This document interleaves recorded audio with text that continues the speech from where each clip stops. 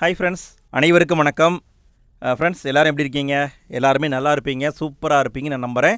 நான் நல்லா இருக்கேன் ஃப்ரெண்ட்ஸ். இன்றைக்கி நம்ம பார்க்க போகிறது 10ஆம் வகுப்பு சமூக அறிவியல் புத்தகத்தில் இந்திய அரசியலமைப்பு அப்படிங்கிற பாடம். இந்த பாடத்திலிருந்து டெய்லியும் ஒவ்வொரு தலைப்பில் டெஸ்ட் நடத்திக்கிட்டு இருக்கோம். இன்றைக்கி பார்க்குற தலைப்பு நடுவண் மாநில அரசு உறவுகள். இந்த தலைப்பை நீங்கள் படிச்சுட்டு வந்துருப்பீங்கன்னு நினைக்கிறேன். இந்த தலைப்பிலேருந்து 20 கேள்வியை நான் கொண்டு வந்திருக்கேங்க. டெய்லியுமே கொஞ்சம் டாப்பிக்காக தெளிவாக படித்தா போதும், ஈஸியாக நம்ம கம்ப்ளீட் பண்ணிடலாம். ப்ளஸ் எனக்கும் டைம் வேணும் இல்லைங்களா, நானும் அலுவலக பணியையும் பார்க்கணும், ப்ளஸ் இந்த கண்டென்ட்டுக்கும் நம்ம ரெடி பண்ணணும். ஸோ எனக்கும் டைம் தேவைப்படுதுங்கிறதுனால நான் சின்ன தலைப்பாக கொடுக்குறேன். சரி, ஓகே, நம்ம இன்றைய வீடியோக்குள்ளே போகலாமா? 20 கேள்வி இருக்குது, அட்டன் பண்ணுங்கள். அட்டன் பண்ணும் பொழுதே நீங்கள் லைவ் சாட்டில் ஆன்சரை போடுங்க.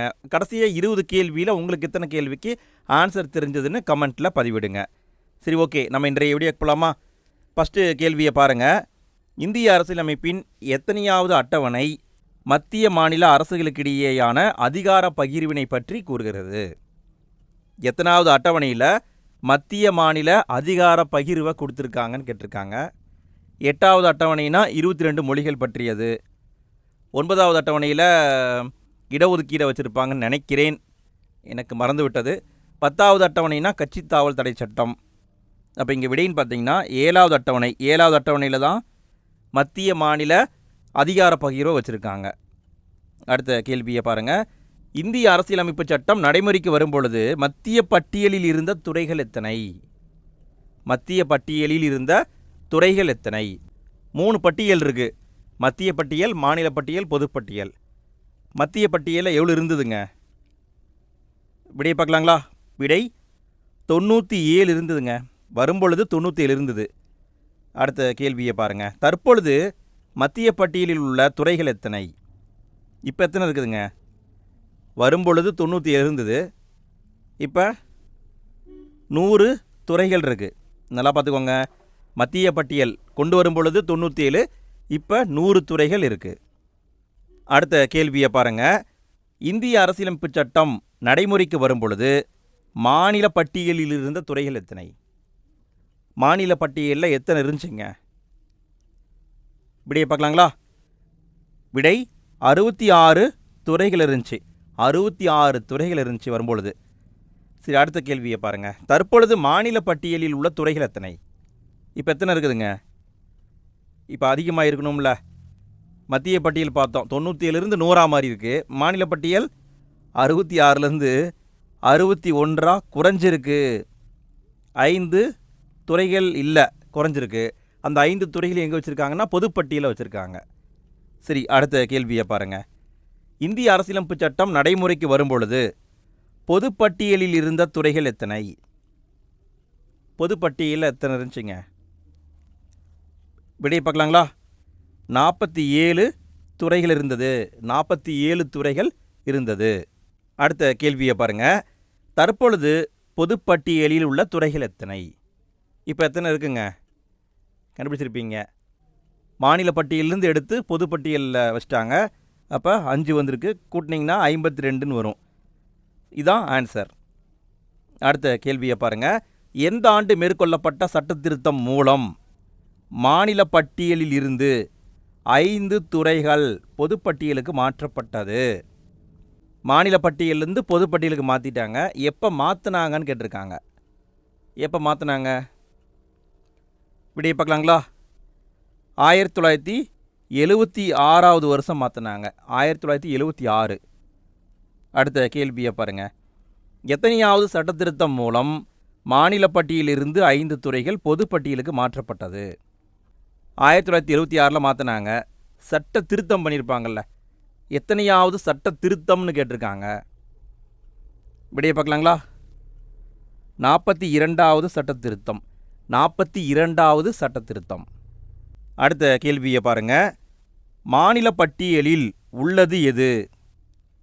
மாநில பட்டியலில் உள்ளது எது?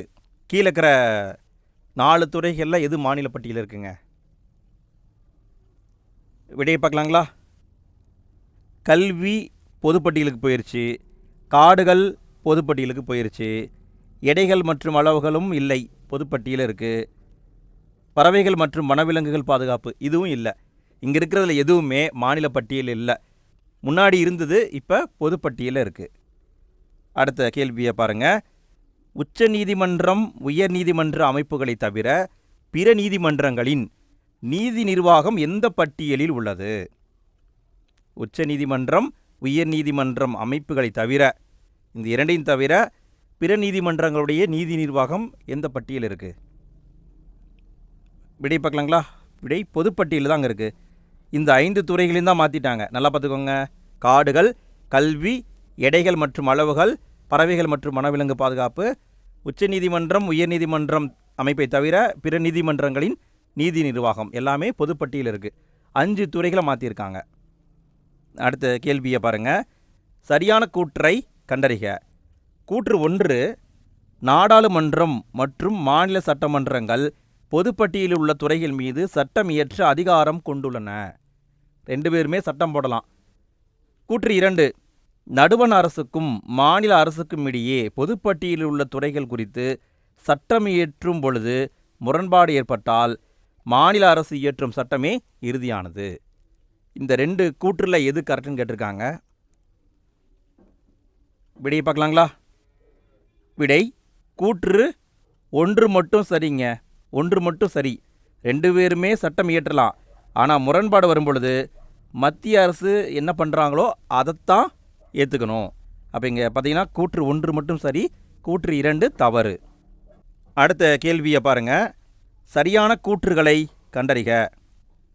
கூற்று, மாநில அரசுகள் செய்து கொள்ளும் உடன்படிக்கை அல்லது ஒப்பந்தங்களை மத்திய அரசு அங்கீகரிக்க வேண்டும். மாநிலங்கள், 2 மாநிலங்கள் ஏதாவது உடன்படிக்கை போட்டுக்கிறாங்கன்னா அதை மத்திய அரசாங்கம் அங்கீகரிக்க வேண்டும். காரணம், நடுவண் அரசும் பிரத்தியோக நிர்வாக அதிகாரம் பெற்றுள்ளது. பிரத்தியேகன்னு வந்திருக்கணும், சரிங்களா? பிரத்தியோக. மத்திய அரசும் பிரத்தியேக நிர்வாக அதிகாரம் பெற்றுள்ளது. விடையை பார்க்கலாங்களா? விடை கூற்றும் காரணமும் சரி, சரியான விளக்கம் தாங்க. மத்திய அரசுக்கு அப்படின்னு பிரத்யேக அதிகாரம் இருக்குது. அந்த அதிகாரத்தின்படி 2 மாநிலங்கள் செய்து கொள்ளும் உடன்படிக்கையை அங்கீகரிக்க வேண்டும். 2மே சரி, சரியான விளக்கம்தான். அடுத்த கேள்வியை பாருங்கள். இந்திய அரசியலமைப்பு சட்டத்தின் எந்த பகுதியில் நடுவண் மாநில அரசுகளின் நிதி சார்ந்த உறவுகள் கூறப்பட்டுள்ளது? இந்திய அரசியலமைப்பு சட்டத்துடைய எந்த பகுதியில் நடுவண் அரசு மாநில அரசுகளின் நிதி சார்ந்த உறவுகள் கூறப்பட்டுள்ளது? சரி, ஓகே. விடையை பார்க்கலாங்களா? விடை பகுதி 12 சொல்லியிருக்காங்க. பகுதி 12 தான் நிதி சார்ந்த உறவுகளை சொல்லியிருக்காங்க. அடுத்த கேள்வியை பாருங்கள். அரசியலமைப்பு சட்டத்தின் எந்த சட்ட பிரிவுகளில் நடுவண் மாநில அரசுகளின் நிதி சார்ந்த உறவுகள் கூறப்பட்டுள்ளது? எந்த பகுதின்னு பார்த்தோம். பகுதி பார்த்தீங்கன்னா 12வது பகுதியில் சொல்லியிருக்காங்க. எந்த சட்ட பிரிவில் சொல்லியிருக்காங்க? இதற்கான பதில் 268 ஆரம்பித்து 293 வரைக்கும் சொல்லியிருக்காங்க. 268 ஆரம்பித்து 293 வரைக்கும் இருக்கிற பிரிவுகளில் நிதி சார்ந்த உறவுகள் கூறப்பட்டுள்ளது. அடுத்த கேள்வியை பாருங்கள்.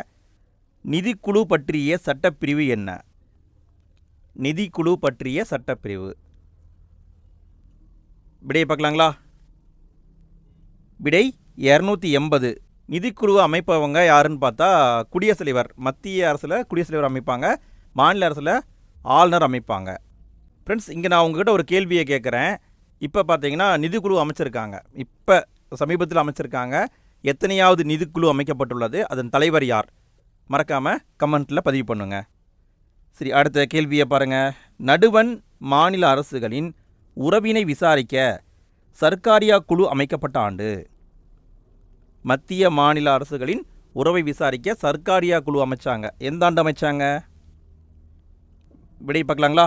1983வது ஆண்டு அமைக்கப்பட்டது.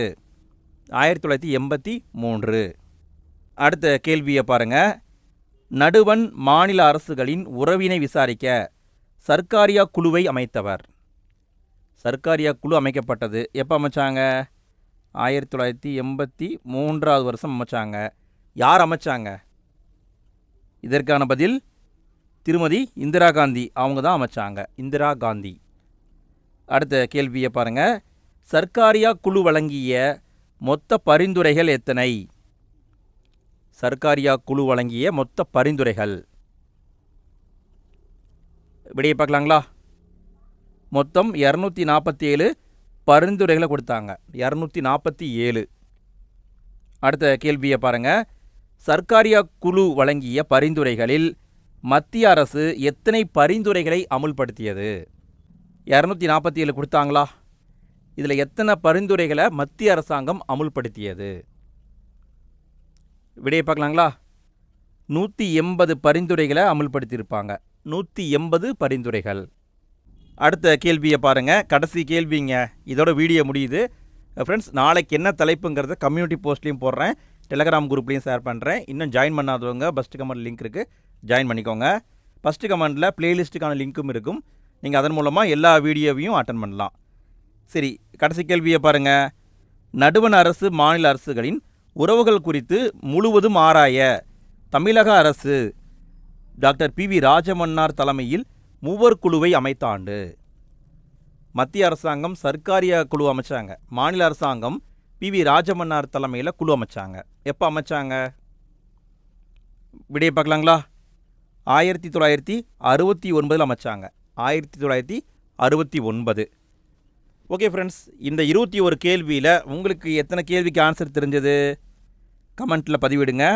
இந்த சர்க்காரியா குழு, பி.வி. ராஜமன்னார் குழுவை பற்றி நம்ம இன்னும் டீட்டெயிலாக படிப்போம். எங்கே படிப்போம்னா 12ஆம் வகுப்பில் கொடுத்துருக்காங்க. அதை நம்ம தொடர்ந்து பார்த்துட்டே போகலாம். சரிங்களா? சரி, ஓகே. நாளைக்கு டெஸ்ட்டுக்கு படிச்சுட்டு வந்துடுங்க. நாளைக்கு டெஸ்ட்டில் நம்ம மீண்டும் சந்திப்போம். இரவு 9:30 மணிக்கு. நாளைக்கு இரவு 9:30 மணிக்கு யூடியூப்பில் வீடியோ வந்துடும். டெஸ்ட்டு போட்டு பாருங்கள். சரி, ஓகே ஃப்ரெண்ட்ஸ், அனைவருக்கும் இனி இரவு வணக்கம். நாளைக்கு சந்திக்கலாம்.